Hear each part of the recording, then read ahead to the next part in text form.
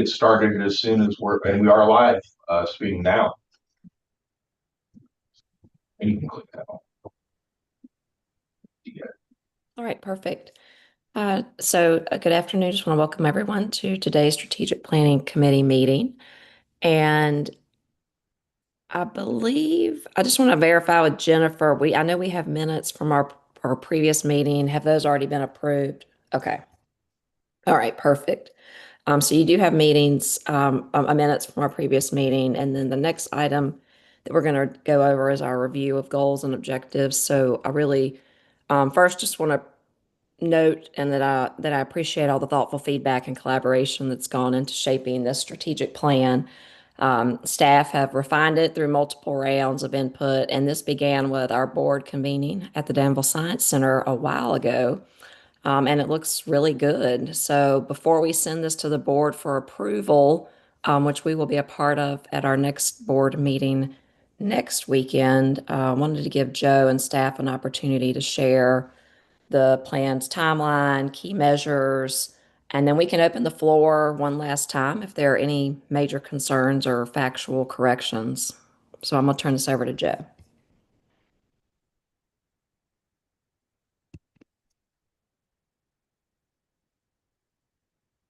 Joe, you're on mute. There we go. Okay, sorry about that. Yeah, you will have to approve the minutes from the last committee meeting. Oh, okay. I'm sorry. They were circulated. Okay. Okay, so I apologize. Let me back up. You do have the minutes from our last meeting, and if I could get a motion to approve those. So move.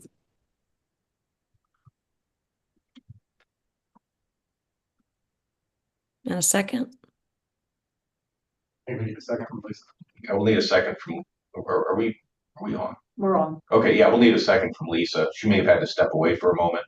I'm here. I couldn't figure out my mute button. Yeah, second. Sorry, I'm good. Okay. Is there any discussion?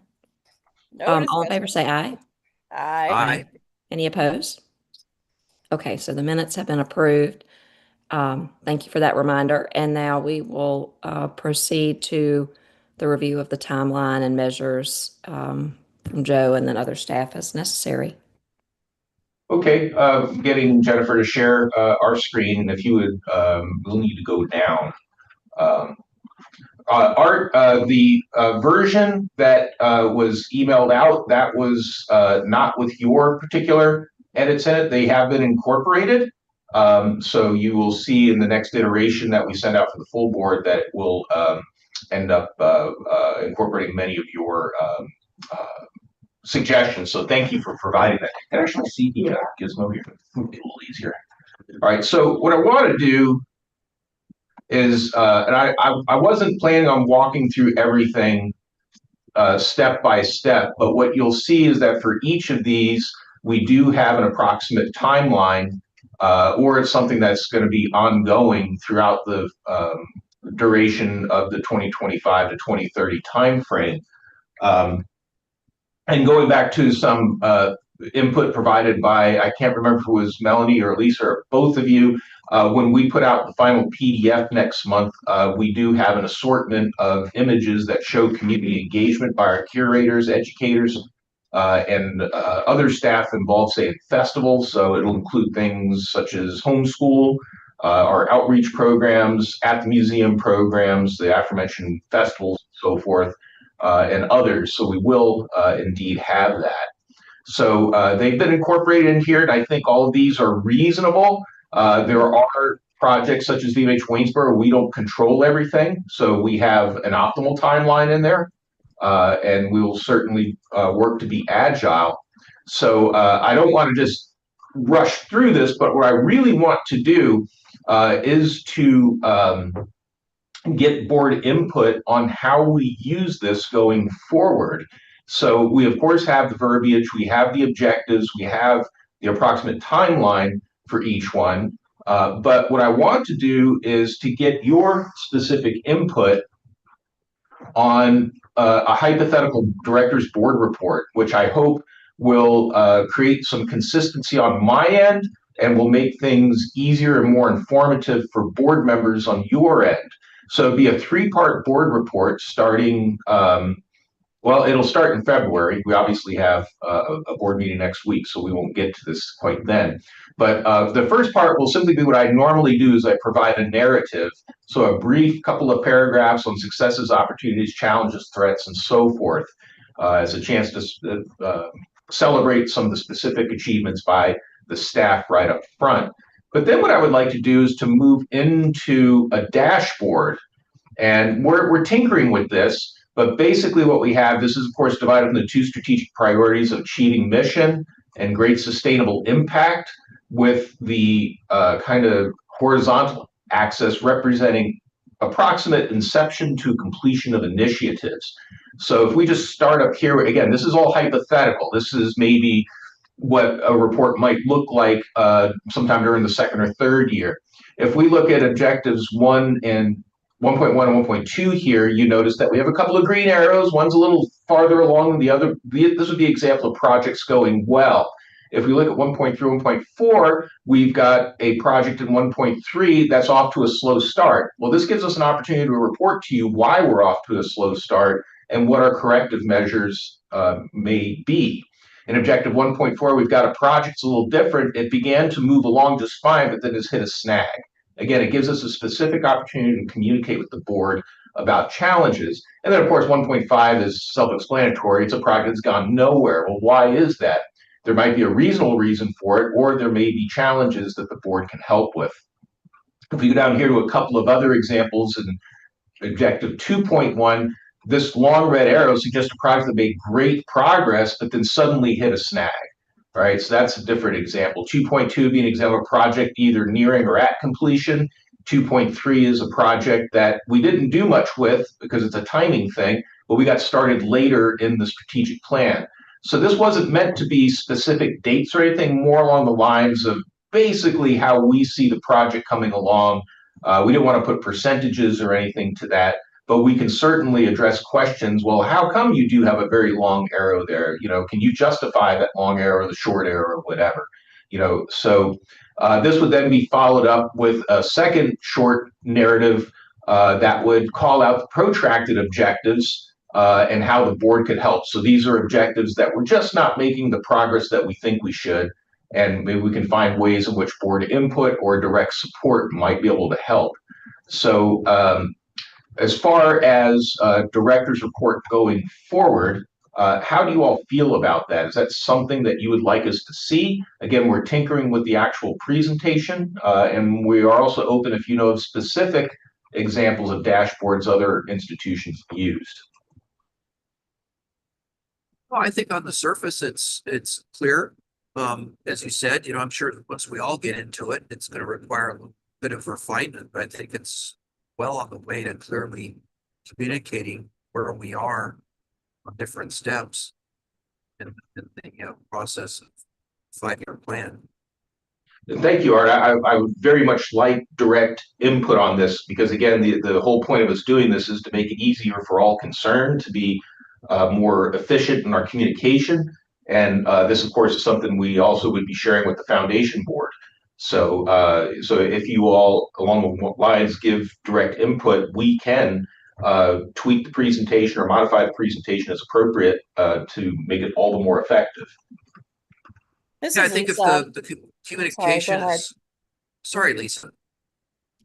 I was just going to say, I like the concept of a dashboard a lot, but to me, the green, yellow, red, it just begs the question, okay, why is something red and why is something yellow? So I would add a bullet or two under each arrow that's yellow or red, yellow or red, just so it doesn't beg the question. Because you're like, okay, those are green, fine. What's up with the red and yellow ones? Why not just put it right there on the dashboard? Sure. I like that. Yeah, that's what I was about to say, is that anything that's in yellow or red, it has to be explicit as to what the challenges and threats are. Yeah. And that would be the purpose of the part 3, would be to call those out specifically, because if anything's protracted, it means we're not making progress. Well, why? Is it an internal problem? Is it an external problem? Is it a funding problem? And again, how might the board be able to help with that? So, but yeah, that's a great adjustment to this, and we'll make sure for our first use of this dashboard at the February board meeting, reflects that. Yeah, I mean, you can put it in a part 3, but why not just put it right under the little red arrow or right under the little yellow arrow? I have a comment on the strategy itself, not the dashboard. So just let me know whenever that's appropriate. Yeah, I think a brief summary accompanying each arrow would be appropriate. Just a very brief summary, so you can look at it and quickly see that it's on track, it's off track, it's not happening at all. But it be accompanied by a very brief summary as to what's going on. That should be a 2-part thing. Sorry if I'm misinterpreting how you had planned to present this in the first place. I think that this is all complementary, so we'll kind of dissect this and see if we can address those desires as far as how the information is presented. So, sure. Yeah, I like the idea that the colored arrows very quickly let you know that things are moving along or things aren't moving along, but then having some very brief context to explain specifically with that point what's happening, good, bad, or indifferent, would be very helpful to complete the package. Very good. Yeah, if you, I'm sorry, I've got a cold, so I'm all over the place with my voice. But if you wanted to take one objective, if it would be helpful, just one, and kind of massage it and put it into this concept that you have, and then come back to and us meet again, I'd be glad to convene that, because if the three of us don't get it, then it's likely other folks don't, and we would want this tool to be easy for you and staff to use, and obviously understandable for folks on the other end.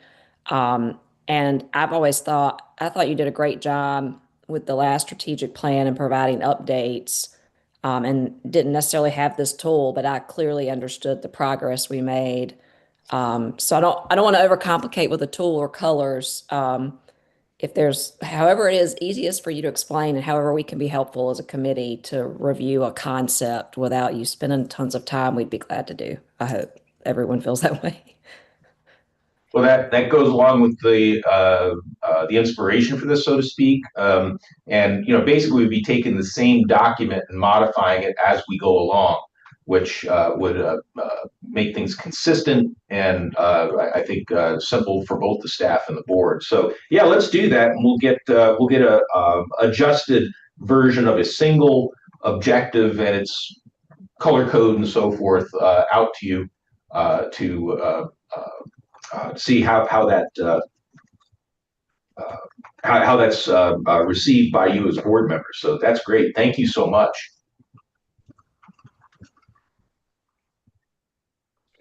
I think Lisa had some comments on the actual. Well, let's go ahead and go back up here. So do you have some specifics you want to share, Lisa? Yeah, and it's not a specific. I mean, I love the strategy, so I'm not suggesting we change anything in the strategy. I don't like, though, that almost all of our what we're going to do don't talk about what we've already done. So, like, just pick the development of the young explorer, or I don't know, pick anything. Just pick one. Almost all of the things start with January 2026 or May 2026. I see philanthropic starts with 2025, but like Douglas Avenue, that's the one that just caught my eye. If you go to that one, it talks about what we're going to do going forward, but we've done so much already. I know this is a going forward document, but it's not like we're starting in 2026, right? We've already done a ton. So that's just an overall comment. Take it or leave it. I don't know what you would do, but we're not starting to work on Douglas Avenue January 2026, and we're not starting to work on the Young Explorer Center in 2026. We've done a ton already.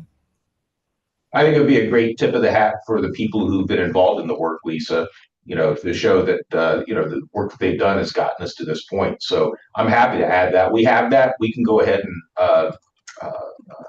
put that right in there. So 100%. When we started this process, I thought the idea is that we were kind of fudging a little bit and going because it's a nice clean block of years, 2025 to 2030. So I don't know that for anything in this document starts next year.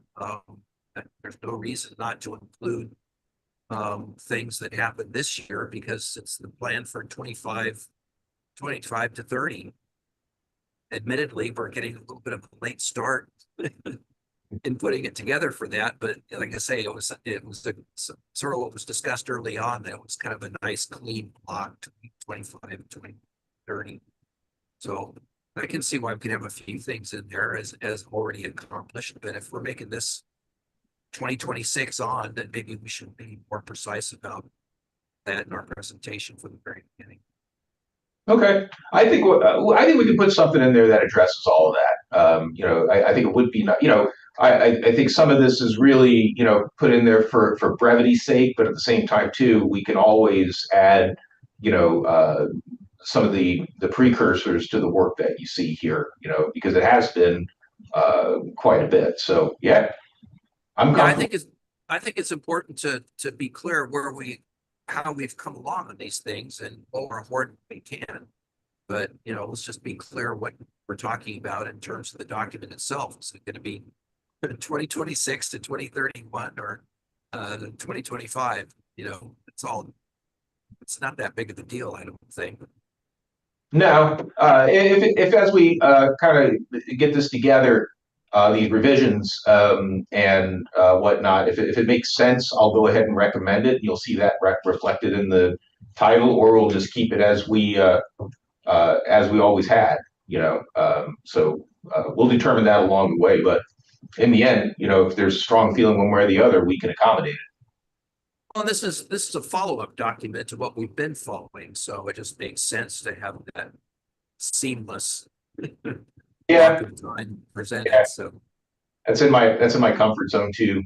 yeah, Art. me too.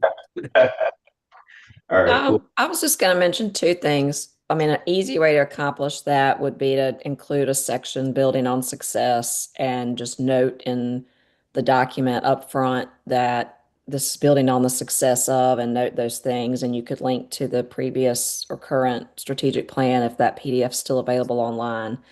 The second piece, which would go back to your dashboard. So for Douglas Avenue, for example, if the Douglas Avenue completion, if we envision that that will be completed in 2029, we know we didn't just start today. And so your arrow truly, I don't want to overcomplicate, just pick a percent. Like, I feel like, you know, Joe, I feel like we have accomplished 60% of that project. And let's just start there. Like, go ahead and show we're not starting. And I think that's what I'm struggling with on those arrows. It's like everything starts today, and it really doesn't.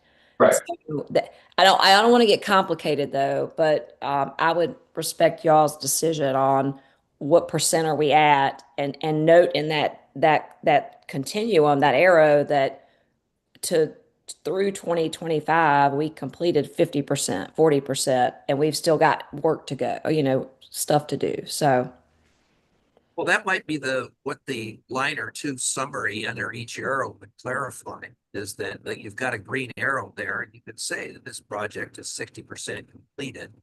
And it doesn't necessarily imply the beginning of the arrow is the beginning of the project. You can also look at it as the arrow is following through the previous document and carries on. So again, just having a few words under each one can easily clarify that in terms of the percentage of the project done. Rather Well, than and just assume sorry, I thought you finished, Art. Go ahead. rather than assuming that the beginning of the arrow is the start of the project. Right, right.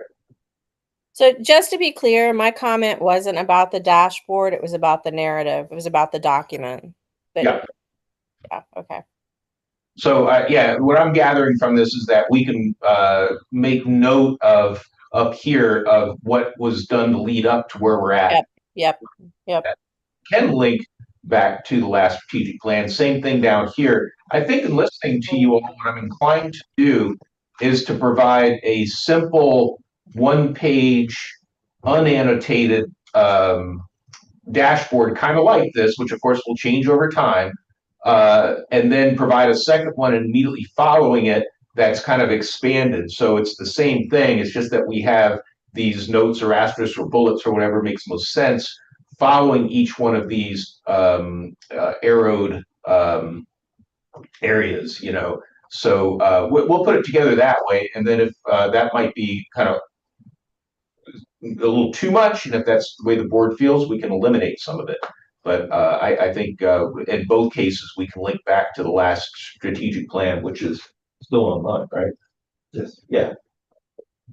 A piece of cake. Maybe you can help me with that in terms we can embed links to go back to that plan. So yeah. All right, we'll get to Lisa, would you explain again what it is your point you were making? I think I'm misunderstanding what you were saying. Yeah, go up to the narrative in the document and go to I don't know, go to like the Douglas Avenue. all right. All right. So the first thing we have under Douglas Avenue is something we're going to do in May 2026. Well, we know in 2025 we did stuff to the roof and the air conditioning. I don't know what we did, but we've been working on stuff in Douglas Avenue in 2025 and prior to 2025. So to me, it's odd if this is a 2025 to 2030 document that we don't talk about anything we've already done in 2025 or prior to that. It's almost like we didn't do anything on Douglas Avenue and we're not going to do anything until May 2026, which is just not right. Yeah, and we can easily add that into this portion of the strategic plan, utilizing Jennifer's techniques, which she's greatly improved, say our board agendas by linking each part of the agenda to the accompanying documents. The same thing can happen here, where we can embed a link where people can click it on and it brings us back to a narrative from the 2020 to 2025 strategic plan. But we'll also add in, you know, a brief synopsis of what we did that got us to where we're at now, so it makes sense in context. I think that would be helpful. Good. I'm with that. For each one where it's relevant. Like for one, like then on the next one, which is plan for future space needs, it's just ongoing evaluation of collections. You don't need anything about 2025 because it was ongoing. Good. That makes sense to me, Lisa. Does that make sense to you, Art, now? Sure.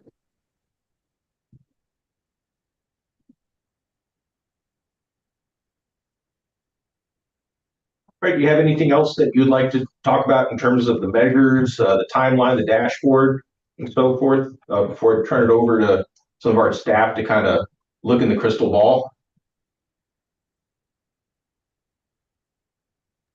Good. Okay.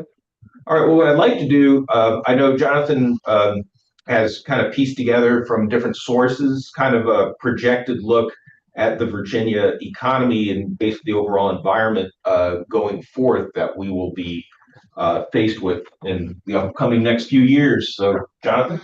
Sure. You gotta stop me if I get too long-winded here. Roughly, so looking at last year and this year's budget, $31 billion from the state. So I guess revenues, tax revenues would be a green arrow on our sheet.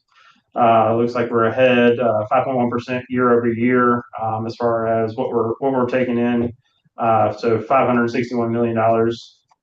So we got about a $2.2 billion cushion going into this fiscal year, which has been great. Strong fiscal revenues. So according to the governor's announcement, we have $15.4 billion in cash, with additional $4.7 billion in a rainy day fund. So roughly 50% of our budget's in cash, ready to go. The state remains AAA rated for bond issuances. We do have some population and labor resilience. This is mainly based on last fiscal year through August. Finding data here recently, for obvious reasons, has been difficult. So 44,000 non-farm payroll jobs with additional education and health services $23,700, and then construction, $10,000. So things going end of last fiscal year, which were really good for the state. Healthcare and public sector growth, with the reduction in federal workers, we have recently seen 5,500 state jobs be picked up. So this is in different areas across the states: education, it's healthcare, it's the AG's office. All, I think trying to soften what we're seeing as far as reduced revenues coming forward. Then just kind of macroeconomically, gas and fuel prices going to remain consistent year to year. So around $2.90 a gallon, hopefully through 2026. Then also just to show kind of, Virginia is still a place businesses want to relocate. So CoStar, top 100 on the NASDAQ, did relocate to Arlington this year, 650 jobs. It's a data company for real estate.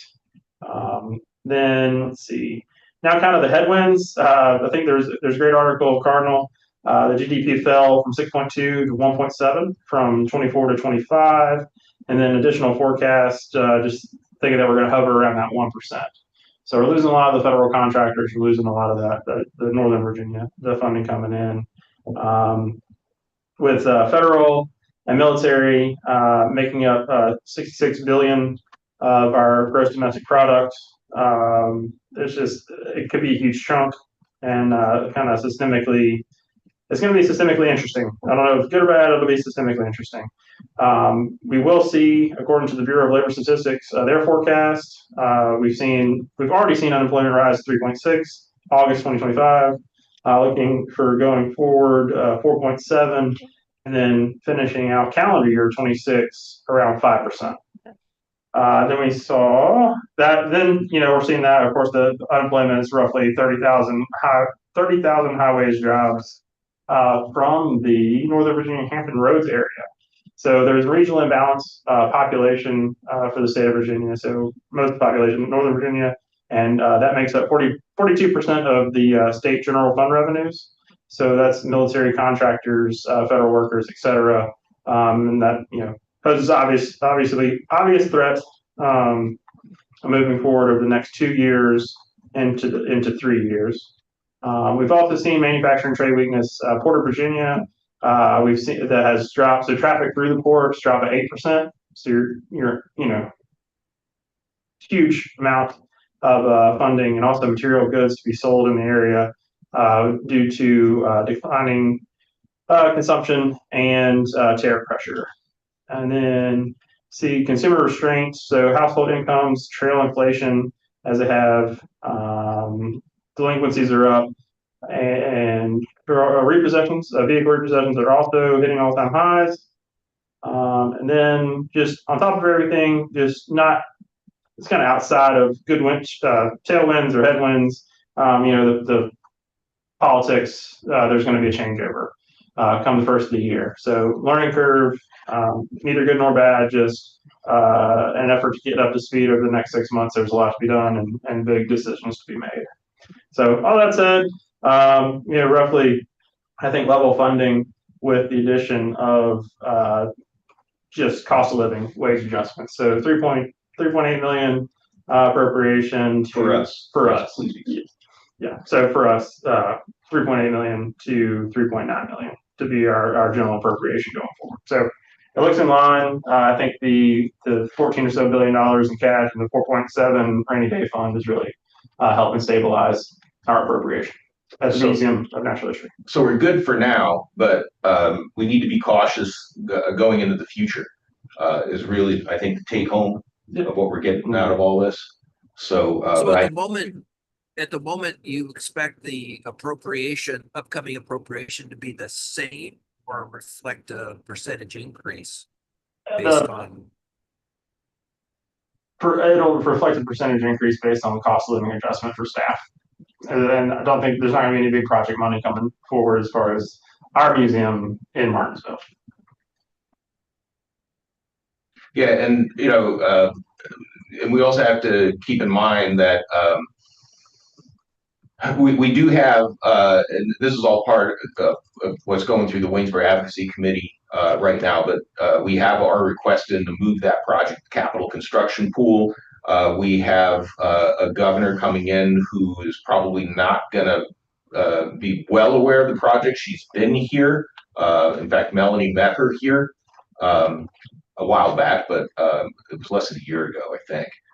Anyway, so but these are things that they'll have to get brought up to speed on. So that will also include with us when a new secretary is announced. We'll have to start the advocacy, not just for VMNH Waynesboro, but for a few things. VMNH Waynesboro, the global mission that we have that we see through our curators, and also importantly, the idea that our budget now at $3.8 million is still quite a bit less than the equivalent budget that we had in 2008 or so. 8 or 9. Right. Yeah. I forget what the number was, but something like $5.2 million. So like our budget now is like 1.4 million less than what the equivalent amount would have been when this building first opened. So that's a tough pill to swallow. So that just needs to be advocated going forward. So for several years running, we've been talking about the disparity in staff wages compared to other museums across the board in Virginia, as well as the nation. Are we going to make any kind of an effort to bring better parity to our staff in the upcoming budget? Or are we just going to, I mean, we keep talking about it, but how do we move that forward as we put together our budget for the upcoming year? Yeah, the pay disparity, as we've been told, is something that you can't expect to happen all at once. This is direct from Department of Human Resource Management. They understand our position and have given us the advice as to the language to use. That's how we were successful with our budget adjustment to bring up our lowest paid staff. I know Melanie and Lisa also had some conversations with Secretary Gadara regarding the pay disparity. So we're going to be keeping a close eye on what the governor's budget looks like in mid-December, if any of that comes through or not. If not, we'll need to be getting that message to both Delegate Phillips and Senator Stanley, so they can advocate for us. Okay, well, I just think it's good to keep the pressure as best as we can, right, within the museum, to keep that on one of our many front burners. Yes. So, otherwise, if we're not saying something about it, I doubt if it's going to be on anybody's mind here in Richmond, other than everybody's asking for. Yeah, you are. So we've met with some success recently, and hopefully we can continue to build that. And again, that goes along with what DHRM says. They can understand your full overall goal as to what you would like in a perfect world, but it's very rare to ever see Richmond step up and address it all at once. So it'll come in waves. So yeah, thank you. Thanks. Ryan, you want to jump over to VMNH Foundation support. So I'm having Ryan kind of give an overview. I think it's important for the Strategic Planning Committee to understand all this, to understand what we're doing specifically, because the new endowment gift that came in just a matter of days after our last board meeting. So we, as a staff and board of trustees, have not formally engaged in conversation about it. So Ryan. Sure. So just overall, the foundation is going to be working with us, with the trustees, to implement all the things we've identified in the strategic plan. So it's going to be a combination. So depending on the project, it may be individual gifts, it may be grants, partnerships, potentially even endowment revenue support, but it's going to depend on the project. And I think for us, it's going to be having the focus going forward, sort of the whole thing of plan the work, work the plan. So we need the long-term guidance, which this plan provides, to be able to implement it. So, and I think it's just having the laser focus. So we know what our strategic priorities are going to be. For us as staff, it's going to be being prepared to say no to things that come up. So there's going to be a lot of great ideas. There already are, but often they become distractions. So it's going to be us, again, staying focused, planning the work, working the plan, and just working closely with the foundation. I think some things might be supported by endowments, some things might be grants, or a combination of. So looking forward to it. And I think the foundation's excited, and they don't have their own plan. This is their plan. Their plan is to support this plan. So I think we're all excited going forward. And I also just want to bring up a couple of details. This may have already kind of come across your desk, but just to make sure we're all on the same page as a strategic planning committee. For the first roughly 2 years or so of the endowment investment, first of all, the foundation's financial firm took all of the funds and parked them in short-term 3-month CDs. They will then be removed from those CDs at their conclusion and put into the main investment portfolio. And so the interest made on those CDs plus future funds made from our investment portfolio will all be used to start out with. In other words, for the first 2 years and the first two projects, the Young Explorers Center and creating a specific exhibit featuring the work that has been done on Petra, including displaying the full skeleton. That will all be supported during these first few years to have a large-scale, visible impact on the museum. So people are seeing we're using Mr. Mariel's gift with effect. From there, the policy will kick in that the foundation finance committee will be recommending to the full foundation board. So do you want to? Yeah. So the plan going forward is a 5% spending of interest. So obviously we hope it earns more than 5%. So it's averaged over the last couple of years, it's been 10 to 12%. So with that, we would allocate 5 and then reinvest the additional. So going forward after the Young Explorers Center and after the Petra exhibit, every summer, so that would be Joe and I and the trustees obviously, come up with our spending priorities that we anticipate for the coming year. And then every October, early October, we said October 1st, will be the annual allocation of interest revenue. So overall, the plan is to keep that on the foundation side just for flexibility in spending. We don't want to trigger like the state saying, oh, you guys have plenty of money. You don't need more. But obviously it'll be for museum support. So that's the plan, is to sort of every year we hope we know what's coming up, but also we want to build a little bit of flexibility in there in case opportunities come up as well.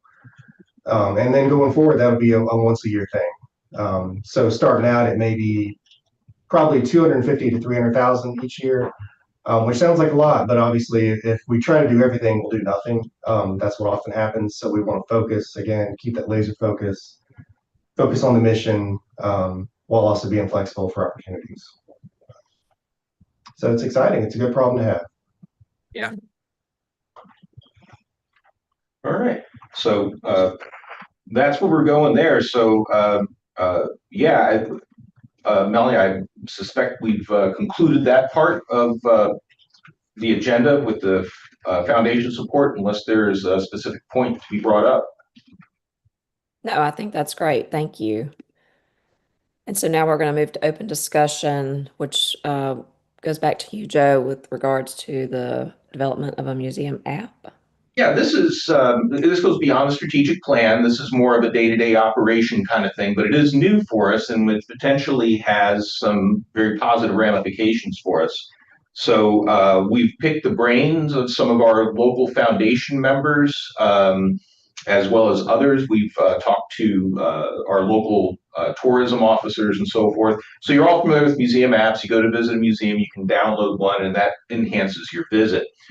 We think we have some innovative ideas, and we did, as an example, of course, this would be a project that's put out to bid, but we did talk with a firm that specializes in creating museum apps, including a museum app for the Museum of Flight in Seattle recently, which it's a museum I'm familiar with and know the director there. He's been very happy with this.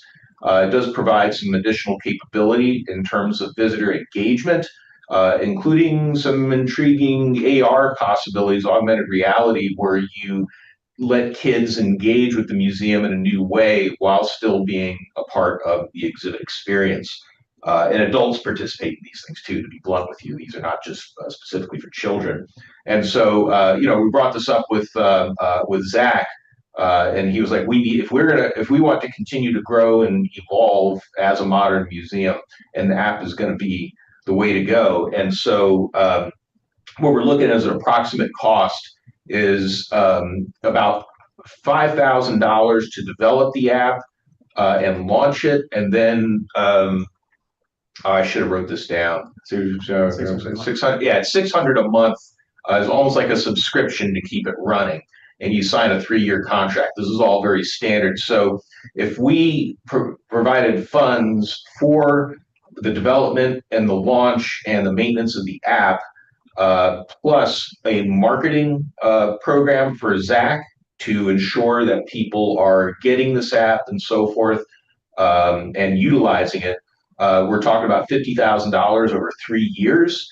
And so this has nothing to do with our endowment or anything along those lines. We feel this is a very good candidate for a Harvest Foundation, what they call a Pick Up the Pace grant. This is meant to be a short-term investment with a measured outcome that occurs within just a few months. And for us, that would be the development of an app.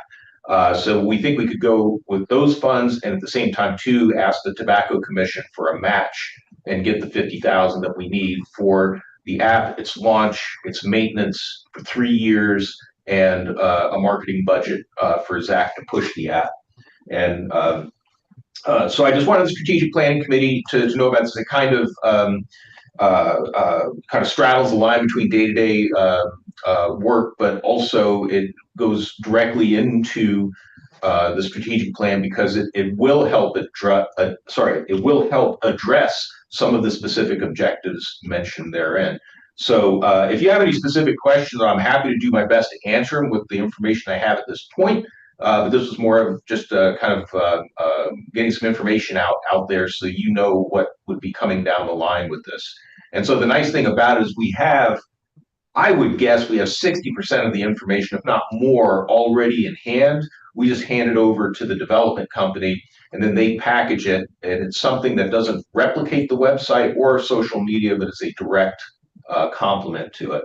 And the cool thing, too, that I'm really excited about is that we've got stories that we want to tell in the galleries, which goes back to our strategic plan. And you can do that with the app by having interactive components that are GPS activated. So when you go and stand in front of the Acrocanthosaurus, the app knows where you're standing.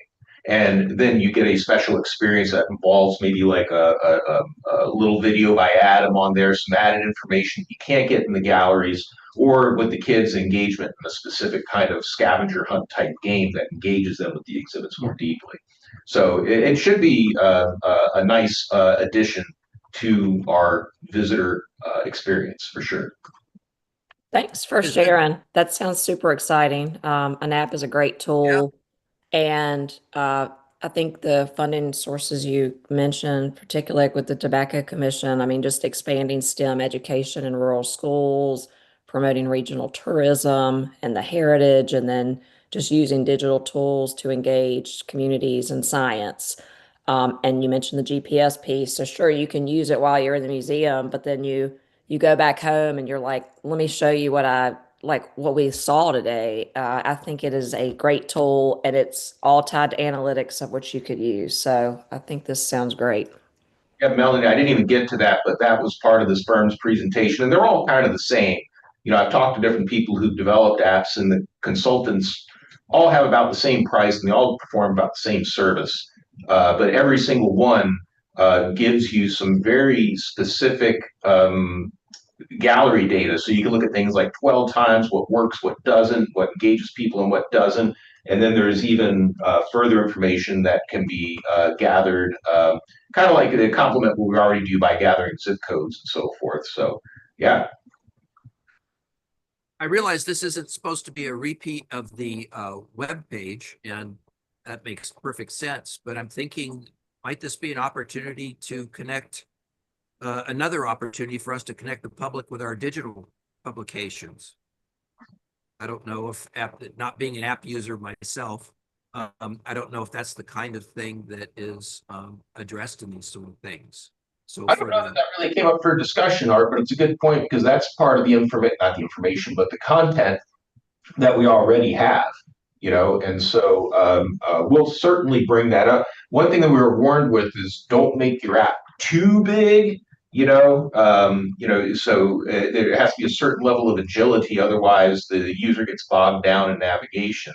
So, but the idea is that you develop your just like developing an exhibit, you get all your content together, and then you might have enough for like 3 exhibits or 3 apps. So then you kind of narrow it down to what is key. But the great thing is you develop a relationship with the firm, and then it can all be updated down the line. Maybe you included some features that nobody's using, so you jettison those and add something else. So that thank you for bringing that up, Art.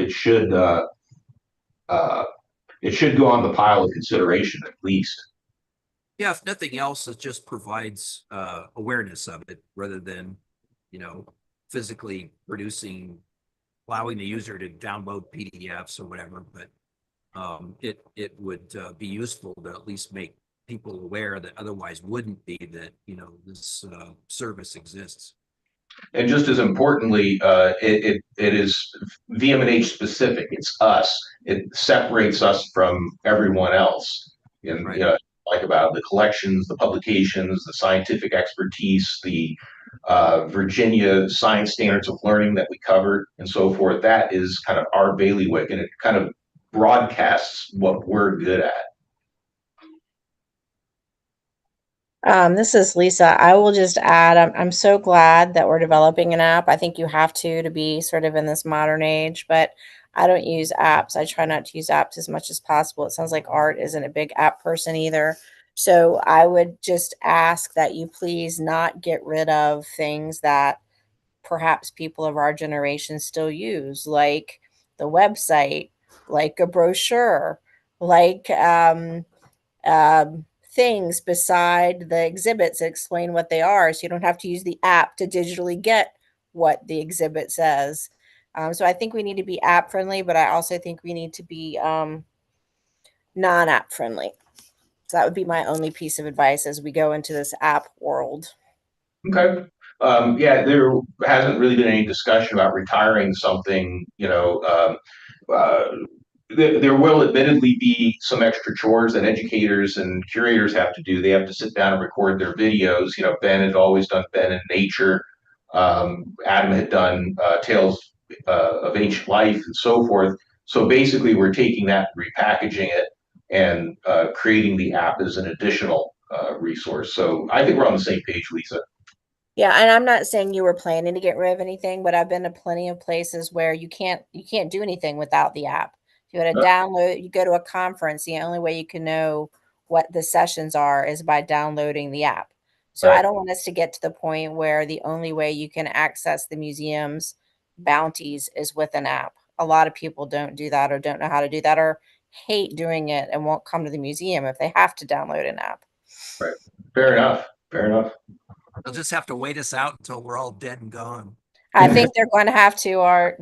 Don't worry, there will still be museum tables in the galleries, and we still have our brand new DCR sign that says Virginia Museum of Natural History coming in from North Carolina. So we're still sticking with some of the old techniques as well. I thought we had a couple of volunteers to be beta testers there. I don't know. I thought they were going to beta test the app for us. Yeah, well, here's the population. Yeah. If they can use it, then we know it's good. I'm willing to volunteer my big fat fingers and my lousy vision. You bet. Okay, well, thank you, Melanie. Just wanted to give a chance so that the strategic planning committee is aware. So when this comes a little bit more to the forefront, it's not a surprise or something. Okay, that's great. We appreciate that update. Is there anything else with regards to the app you wanted to discuss? So thank you. Okay. All right. Did anyone else, before we adjourn, have anything else they wanted to offer up while we're at open discussion? Or Lisa? I just want to say that I'm really pleased with the way this process is going, and I'm glad to see it's this far along and we're ready to launch it before the entire board. So thank you all for pulling it all together. It's much appreciated. Thank you, and we look forward to rolling it out. All right, perfect. Well, thank you for your time and thank you, Art and Lisa, for your feedback. And then, of course, the staff for your responsiveness. I mean, it's clear that this is not just about a plan on paper, but it's really about a shared commitment that we are all committed to, and that we're all invested in to continue moving the good work of Virginia's Natural History Museum. So thank you. I will adjourn this meeting at 12:50 and just appreciate everything that you've done. Thanks, everyone. Melanie, I hope you're feeling better.